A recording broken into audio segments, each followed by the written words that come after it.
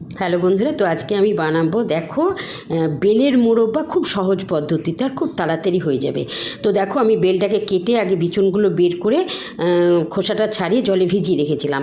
তো দেখো আমি কড়াইয়ের মধ্যে জল দিয়ে দিলাম আর একটু খাবার সোডা দিয়ে বেলগুলোকে আমি ভাপিয়ে নিলাম।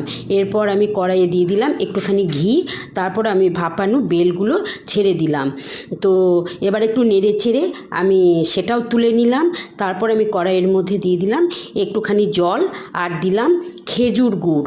তো তোমরা কারা কারা এইভাবে বানিয়ে খেয়েছো অবশ্যই আমাকে কমেন্ট করে জানাবে। তো তার মধ্যে আমি দিয়ে দিলাম দুটো এলাচ আর সে ভাপানো বেলটা।